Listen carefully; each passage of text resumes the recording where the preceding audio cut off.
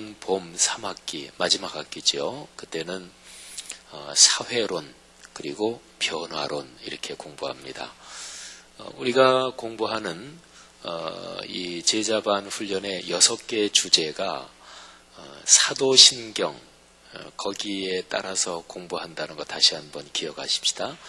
사도신경은 전통적으로 나는 전능하신 아버지 하나님 천지의 창조주를 믿습니다. 그러니까 성부 하나님에 대한 고백이고 신앙 고백이고요. 그 다음에 나는 그의 아들 우리 주 예수 그리스도를 믿습니다. 그리고 예수 그리스도에 대해서 태어나시고 고난받으시고 십자가에 못 박혀 돌아가시고 또 부활하시고 승천하신 것까지 예수 그리스도에 대한 내용이 제일 많아요. 그래서 성자 하나님에 대한 신앙 고백. 그 다음에 나는 성령을 믿으며 그래서 성령 하나님에 대한 신앙 고백. 그러면 우리 기독교가 믿는 하나님은 삼위일체 하나님이시거든요. 그래서 성부, 성자, 성령. 그래서 하나님 그러면 신학적인 용어로는 신론 그럽니다. 신에 대한 가르침, 신론. 그 다음에 성자 하나님에 대한 거는 기독론, 기독이 그리스도라는 말을 한자어로 기독 이렇게 하죠. 그래서 기독론. 그 다음에 세 번째가 성령론. 그래서 신론, 기독론, 성령론. 그리고는 이제 나는 거룩한 공회를 믿습니다. 거룩한 공교회를 믿습니다. 그래서 교회에 대한 신앙 고백. 근데 기독교 전통적으로는 사도신경 그러면 사도신경은 4가지 고백을 담고 있다. 그렇게 2000년 기독교 전통으로는 해석을 해왔어요. 성부, 성자, 성령 그리고 교회에 대한 신앙 고백이다. 그런 거죠. 근데 거기에다가 교회에 대한 신앙 고백에는 사실은 사회, 그게 같이 포함이 되어 있는 거예요. 그래서 우리가 이제 교회론하고 사회에 대한 거는 따로 이렇게 하고, 그 다음에 제일 중요한 것이 신앙 고백은 변화되자는 거잖아요. 그죠? 우리 기독교 모든 신앙은 내가 오늘보다는 내일이, 내일보다는 모레가 좀 더 하나님의 말씀대로 변화되고, 그래서 진짜로 그리스도인의 축복을 누리자 그거거든요. 이 변화가 너무나 중요합니다. 사탄이 어떻게 해서든지 막으려고 하는 거, 그거는 이 변화의 문제입니다. 그래서 사탄은 그냥 뭐 이것저것 그냥 다 하게 내버려 두고 교회 열심히 나가라 그러고, 또 아주 그 사탄이 잘 써먹는 영적 그 전략 중에 하나가 뭐냐면, 우리 그리스도인을 함정에 빠뜨리는 게 뭐냐면 봉사 열심히 하게 하는 거. 근데 봉사는 하면서 변화되지는 못하게. 이게 사탄의 고도의 전략이죠. 그래서 우리는 변화돼야 된다. 날마다 새롭게 돼야 된다. 그래서 변화론. 어쨌든 우리가 제자반 훈련에서 한 학기마다 2개씩 주제를 다루는데, 이 전체 6개 주제는 기독교 전통의 신앙 고백인 사도신경, 여기에 구조하고 이게 연결된 거다. 그런 걸 한번 생각하셔야 되고, 그 다음에 다른 말로 하면 우리 교회 비전 문장하고도 이게 연결이 되지요. 하나님 말씀의 거룩한 리더십으로 그리스도인의 삶과 세계를 변화시킨다. 하나님, 신론, 말씀, 이거는 말씀으로 오신 예수 그리스도니까 기독론. 거룩하다, 거룩한 리더십, 이거는 성령론. 그 다음에 그리스도인의 삶, 이게 교회론이고, 그리고 세계, 이게 사회론이고, 맨 마지막 변화시킨다, 변화론이죠. 이 전체 구도를 이렇게 머릿속에 한번 다시 떠올릴 필요가 있습니다. 어디를 갈 때도 전체 큰 그림이 머릿속에 있으면 이게 훨씬 더 효과적으로 갈 수 있죠. 자, 그러면 우리 성령론의 6과 한번 거기 펼쳐보시면 서약서, 여기 또 한번 여기 쓰시지요? 다 우리 저도 써야겠네요.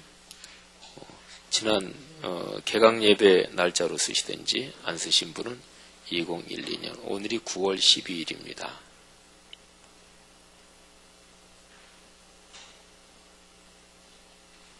예.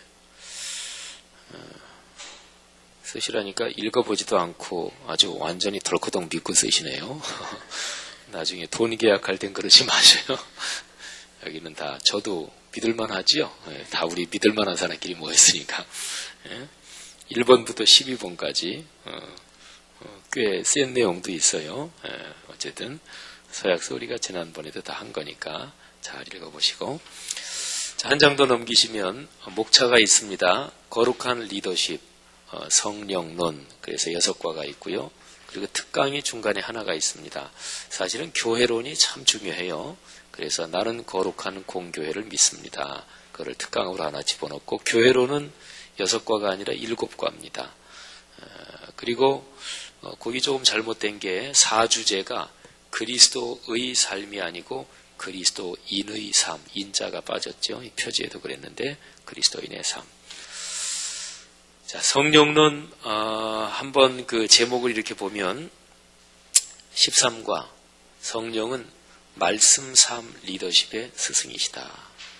그 다음에 14과 성령 창조와 구원의 주님, 15과 성령 은사 섬김의 능력, 16과 임재와 현존의 하나님, 17과 하나님 나라와 종말론, 18과 영분별과 인격의 성수. 자, 넘기십시다. 13과. 자, 우리 교회 비전 문장, 그리고 주제 성경 구절 이어서 암송하시겠습니다. 자, 준비되셨어요? 자, 시작. 하나님 말씀의 거룩한 리더십으로 그리스도인의 삶과 세계를 변화시킨다. 아멘. 사도행전 6장 7절 말씀. 하나님의 말씀이 점점 왕성하여 예루살렘에 있는 제자의 수가 더 심히 많아지고 허다한 제사장의 무리도 이 도에 복종하니라. 사도행전 6장 7절 말씀. 아멘. 예. 자, 십자가 묵상 기도문 우리 같이 읽으면서 기도하겠습니다. 사랑의 주님, 오늘 하루 저의 삶을 돌아봅니다. 가정과 일터, 인간관계와 여러 가지 일들을 십자가의 사랑으로 살게 하소서. 십자가를 생각하며 죄와 허물을 회개합니다. 저의 부족함이 이웃에게 상처를 주거나 하나님의 일에 방해가 되지 않게 하소서. 십자가의 헌신과 희생을 닮아 십자가의 능력과 희망으로 살게 하소서. 피 흘리시며 죽기까지 우리를 섬기셨던 주님을 본받게 하소서. 하나님 나라의 도구로 써 주소서. 모든 어려움과 걱정을 십자가 앞에 내려놓습니다. 오늘도 성령님의 음성에 민감하게 하소서. 십자가의 사랑으로 살게 하소서. 아멘. 우리가 제자반 계속 훈련받는 지난 1학기 했던 대로 그 한 주제 할 때마다 책을 3권 읽는 것입니다. 2주에 1권 읽는 거지요. 여기 제자반 3주제 7페이지에 보면 책 4권을 써놨습니다. 박영선 목사님이라는 분이 쓰신 성령론, 하영조 목사님이 쓰신 인격적인 성령님, 그리고 존 웨슬리 목사님, 이분은 1700년대 영국에서 활동하셨던 목사님이에요. 감리교나 우리 성결교회에 말하자면 신앙의 뿌리가 되시는 분이죠. 그래서 또 4번째 박영돈 목사님, 1, 2, 3번 이렇게 읽으시면 좋겠네요. 어쨌든 요거 책은 또 우리 교회 서점 여기 얘기해서 갖다 놓고 그럴 테니까 그렇게 독서 잘 해주시기를 바랍니다. 독서하시는 게 또 다 가정 살림하시고 또 직장 생활도 하시고 해서 쉽지 않으신 점도 있지만, 근데 아주 끙끙거리면서 부지런히 읽으셔야 돼요. 그리고 어떨 때는 다 못 읽어도 어쨌든 최선을 다해서 읽으시고, 그게 굉장히 좋습니다. 피부도 고와지고요. 그리고 잘하면 키도 클 수 있대요. 하여간 정신적으로 굉장히 좋습니다. 독서라는 것이. 자, 그 다음 장 넘기셔서 오늘 그 제목에 대해서 잠깐 말씀드리면 말씀 삶 리더십의 스승이다. 성령님에 대한 가르침, 어디에 제일 중요한 본문이 있는가, 그렇게 보면 요한복음 14, 15, 16장에 있습니다. 성경에는 성령님에 대한 가르침이 고린도서에도 있고, 성령의 은사 이런 거에 대해서 고린도서에도 있고, 사도행전에 보면 오순절에 성령이 강림한 사건이 거기에 나오지요. 그런데 성경 여러 곳, 구약에도 또 하나님의 영이 강하게 역사하신 게 많이 나와요. 그런데 신약만 우선 놓고 본다면 신약이 성령에 대해서 더 분명해요. 왜냐하면 구약에서는 하나님의 영, 성령이 계시다가 떠났다가 좀 왔다 갔다 하셨거든요.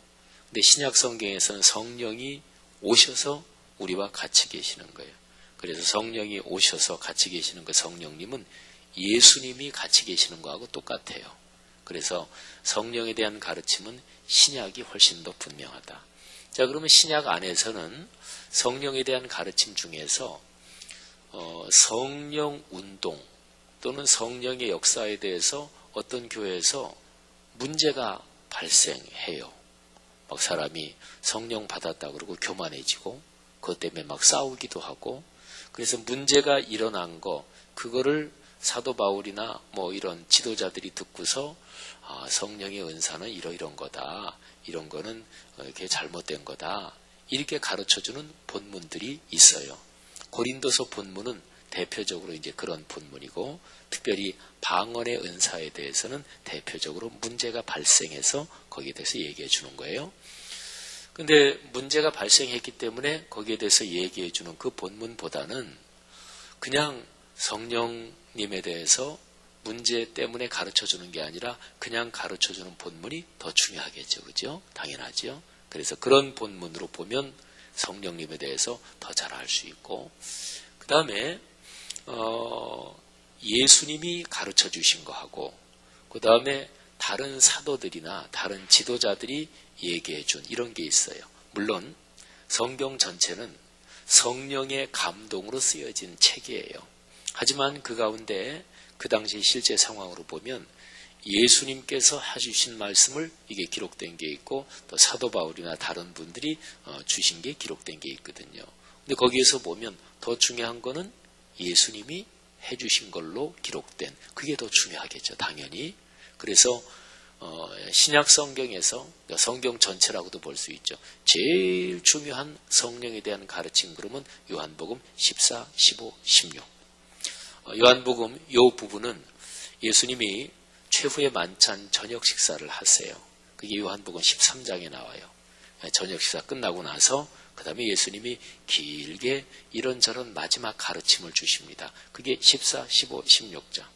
그리고 마지막 17장은 예수님이 제자들을 위해서, 또 제자들 이후에 본격적으로 출범해서 계속 주님 재림하실 때까지 활동할 교회 공동체를 위해서 기도를 하셔요. 17장 한 장은 전체가 기도예요. 그리고 18장에 겟세마네 동산 가서 기도하시다가 체포돼서 십자가에 돌아가시는 거예요.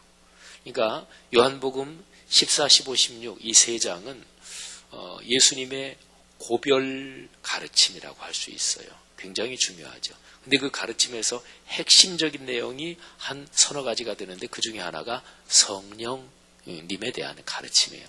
여기서 예수님은 보혜사라고 표현을 하십니다. 한글 번역이 참 잘된 번역이에요. 보호할 보자, 은혜해자, 스승사자. 그러니까 우리를 보호하시고 지켜주시고 이끌어주시는, 또 은혜를 주시는 그런 스승, 선생님이다, 그런 뜻이죠. 그러니까 성령 하나님, 그 보혜사라고 표현된 거는 헬라어 발음으로 하면 파라클레토스라고 그래요. 파라클레토스, 이 보혜사라고 번역된 게. 근데 파라클레토스는 그 당시 사회에서 변호사, 상담자, 또 나를 지지해 주는 분, 멘토 요즘 얘기 많이 하죠.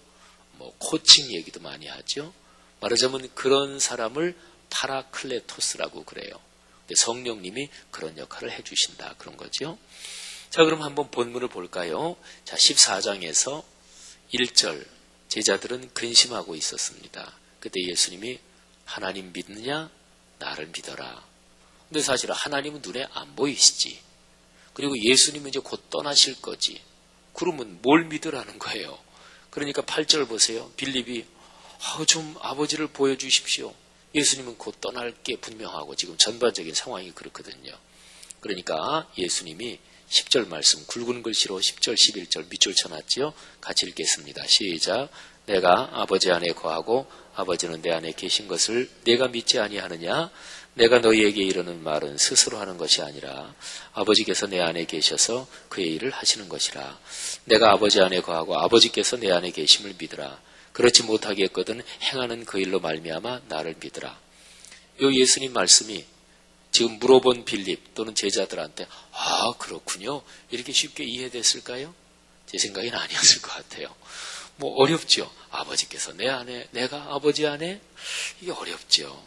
그래서 예수님이 그거 못 믿겠거든 내가 여태까지 한 일을 생각해봐라. 병자를 고치고 또는 귀신을 쫓아내고 내가 너에게 말씀을 가르쳤고 그걸 생각해봐라. 그거는 조금 그렇지, 예수님 분명히 대단하신 분이고, 근데 지금 뭘 좀 붙잡을 게 없는 거예요.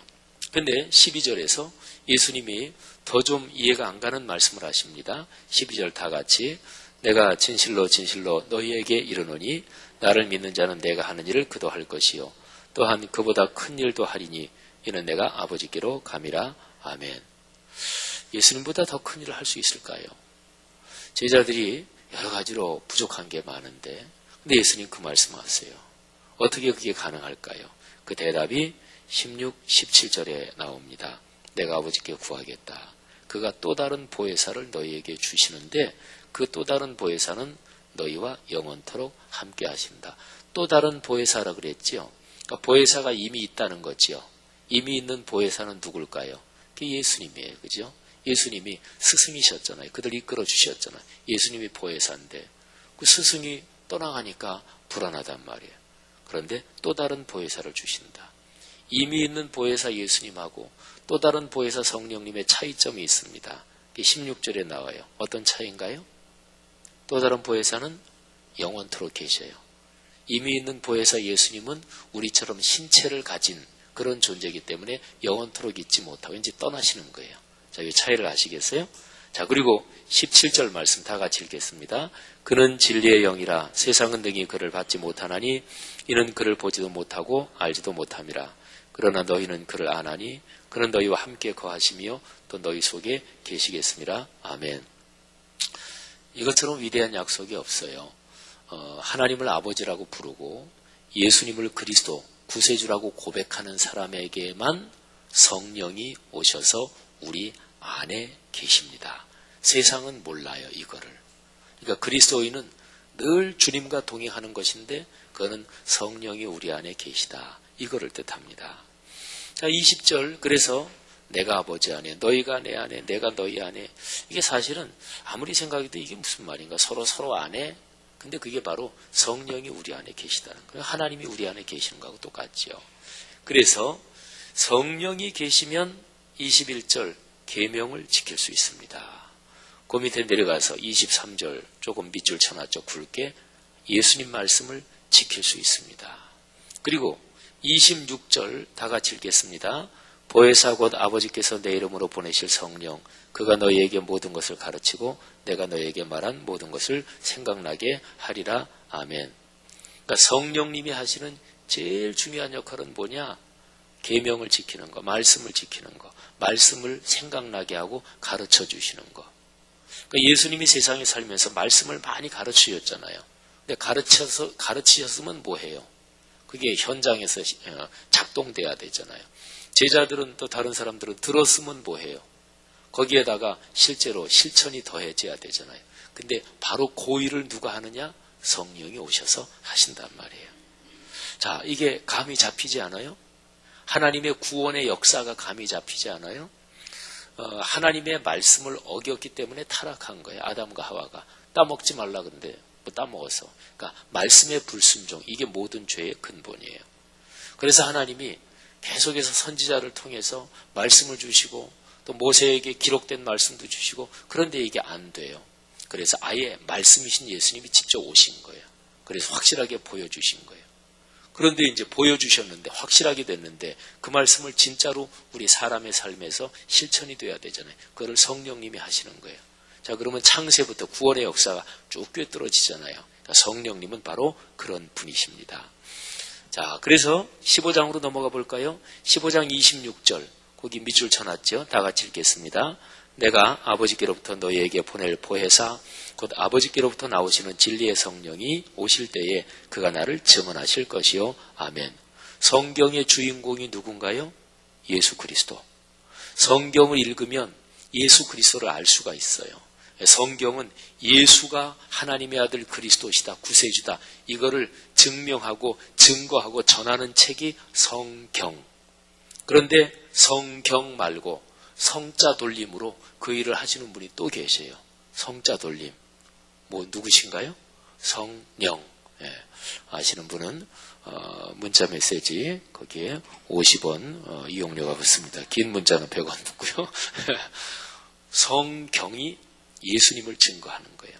그 다음에 성령도 증거하는 거예요. 그러면 보세요. 어떤 사람이 성경을 많이 안다. 그러면 누가 많이 아는 거예요? 그 검사해보는 방법이 있어요. 그 사람이 예수님을 전하는 전도, 선교 거기에 대해서 열정이 있느냐 보면 알아요. 근데 성경 많이 아는데 선교, 전도 전혀 관심 없다. 그 사람은 성경 모르는 거예요. 그 다음에 성령 충만 받았다.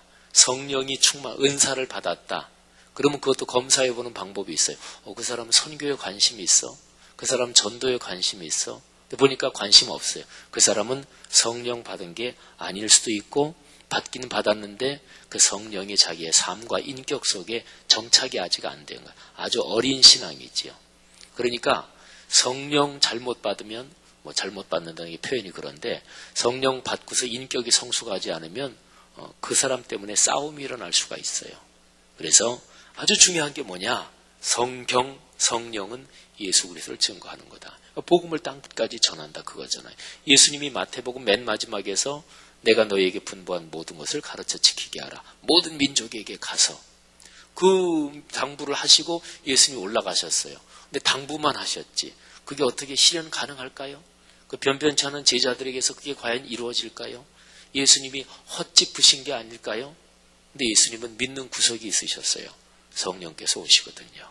하나님의 영이. 그러면 그게 작동되거든요. 자, 이 맥락을 잘 이해해야 돼요. 자, 그래서 16장. 다시 거기 보혜사라는 표현 밑줄 쳐놨죠. 보혜사는 세상을 책망합니다. 말하자면 세상의 죄를 책망하고 그 다음에 13절로 내려갑니다. 진리의 성령이 오시면 그가 너희를 모든 진리 가운데로 인도하신다. 그가 스스로 말하지 않고 오직 들은 것을 말하시며 또 장래일을 너희에게 알리신다. 그래서 모든 기독교적인 가르침, 진리 이거는 성령님으로 이게 비춰지는 거예요. 되게 우리 목회자들이 하나님의 진리의 깨달음, 성경 말씀은 꼭 배운 게 많다고 머리가 똑똑하다고 하는 게 아니고 이거는 순수하게 마음을 열고 그리고 성령 하나님의 은혜를 사모하는 사람이 잘 깨닫습니다. 이렇게 얘기하면 이제 성도들은 그래도 공부 좀 더 많이 한 사람이 좀 더 잘 알겠지. 목회자들이 그냥 의뢰 그렇게 하는 얘기겠지. 근데 그렇지 않습니다. 진짜로 절대로 진짜로 그렇지 않습니다. 그러니까 이른바 학력이 높은 사람 중에서 진짜로 말씀이 안 들어가는 사람들이 있어요. 진짜로 말씀이 안 들어가고. 그러니까 중요한 거는 하나님의 은혜는 누구에게나 다 옵니다. 근데 중요한 건 뭐냐면 성경에 기록된 대로 성경은 기본적으로 어려운 책이 아니에요. 성경은 기본적으로 누구나 다 글자를 아는 사람이면 다 읽고 깨닫고 은혜 받고 복 받을 수 있는 책이에요. 또 글자를 모르는 사람이면 그것도 괜찮지요. 그냥 들으면 되잖아요. 옛날로 올라갈수록 글을 모르는 사람이 훨씬 더 많았습니다. 1700년 초에 영국에 사는 어른 남자 중에서 자기 이름 석자를 자기 스스로 쓸 수 있는 사람이 한 50%밖에 안 됐어요. 근데 옛날로 올라가면 글을 모른다. 그건 전혀 부끄러운 것도 아니었어요. 당연히 의뢰 그냥 다 그런 거니까. 근데 그때 당시에는 하나님 말씀을 읽는다. 그게 아니고 하나님 말씀을 듣는 거예요. 또 성경이라는 책이 누구나 가지고 있는 게 아니니까 또 옛날에는 이 인쇄술 또 종이 같은 게 발명되기 전에는 두루마리니까 이게 마태복음 하나만 해도 막 이만하고 그러니까 그건 개인적으로 이렇게 들고 다니는 게 아니에요. 성경은 옛날에는 그냥 회당에 있는 거고 또는 교회에 있는 거지요. 그러니까 다 이렇게 모였을 때 쭉 읽어주면 듣는 거예요. 성경은 어려운 책이 아닙니다. 근데 중요한 거는 뭐냐면 성경 말씀에 기록된 대로 순수하게 마음을 열고 그대로 받아들이고 믿고 그렇게 살아야지 이런 사람이 말씀을 깨닫고 은혜를 받는 거예요. 그래서 마음을 열고 말씀을 사모하고 성경에 기록된 복을 받기를 원한다. 내 인생길 그렇게 걸어가고 싶다. 내 자녀 후손들 그렇게 살아가고 싶다. 그런 사람에게는 성령이 빛을 비춰줘요. 마음에 말씀을 읽거나 설교를 들을 때나 빛을 비춰줘요. 그래서 가르쳐 주시고 깨닫게 하셔요. 저는 오늘 아침도 이렇게 말씀 묵상하면서 말씀 묵상하기 전에 우리 교회 말씀 묵상지가 비움, 체험, 나눔 이렇게 되어 있죠. 제일 처음에 시작하기 전에 비움 기도 해야 되잖아요. 근데 비움 기도를 그렇게 길게 아니더라도 한 1분이나 2분이나 2, 3분 이렇게 할 때 비움 기도를 순수한 마음으로 간절히 그리고 잘 마음을 비우면 비움 기도 끝나고 눈 뜨고 오늘 묵상할 본 이렇게 보면서 그냥 막 은혜가 돼요. 오늘 묵상한 본문, 그걸 하나 잠깐 예를 들어보면, 오늘 12일자 본문이, 미가서 4장 1절부터 5절이잖아요. 근데 1절에 끝날에 이르러는 여호와의 전의 산이 산들의 꼭대기에 굳게 서며 작은 산들 위에 뛰어나고, 민족들이 그리로 몰려들 것이라. 끝날에는 하나님의 성전이, 그리고 모든 민족이 다 글로 몰려온대요. 얼마나 감동스러운 말이에요. 근데 이거를 딱 비움 기도 끝나고 읽는데 끝날, 이게 갑자기 마음속에 꽉 들어오는 거예요. 끝날. 그렇지. 그리스도인의 삶은 끝날은 성공이고 승리고 영광이지. 마지막은 하나님이 우리에게 주신 축복이지. 이런 감동이 막 들었어요. 그러니까 우리가 마음을 비우고 주님 말씀 사모합니다. 말씀 듣고는 들은 말씀대로 깨달은 말씀 주님 꼭 살게요. 설교를 들으실 때 예배 참석해서 주님 오늘 설교 기대합니다. 오늘 목사님을 통해서 저에게 무슨 말씀을 주시렵니까? 그리고 어떤 말씀을 주시든지 선포되는 말씀 제가 마음을 다 열고 그리고 받아들여서 꼭 그렇게 실천하겠습니다. 주님, 오늘 설교 시간에 제게 말씀해 주십시오. 그러면은 이게 마구 들려요. 마구 들려요. 하나님의 성령님이 우리의 말씀의 스승이십니다. 그리고 그 말씀을 삶으로 실천하게 하세요. 말씀을 실천하면 거기에서 영향력이 생기고 리더십이 생기고 그러는 거예요. 그잖아요. 말로만 하는 사람은 겁나지 않아요. 그죠? 근데 한번 말하면 실천하는 사람은 무서운 사람이에요. 나는 말하면 해. 근데 진짜 그런 사람은 무섭잖아요. 그죠? 그러니까 하나님의 말씀을 진짜로 삶으로 실천하는 그런 사람은 존경받지요. 그게 바로 기독교적인 리더십이에요. 여러분의 삶 속에 말씀이 삶으로 이어지고 또 그것 때문에 아름답고 또 선하고 또 다른 사람에게 다 존경받고 어떤 영향력을 가진 리더십이 가득하기를 축복합니다. 기도하겠습니다. 하나님 은혜 감사합니다. 우리 제자반 2학기, 2기 2학기 오늘 또 구체적으로 공부하는 첫 번째 시간입니다. 성령론 주제로 우리가 6번을 만납니다. 오늘 첫 번째 시간으로 성령님은 말씀이 삶이 되게 하시고 그래서 우리가 그 성경적인 리더십을 가지게 하는 그런 분임을 다시 한번 공부했습니다. 모든 분들 그런 축복 받게 하옵소서. 오늘 또 소그룹 모임을 주님께서 축복해 주시옵소서. 예수님 이름으로 감사하며 기도 올립니다. 아멘.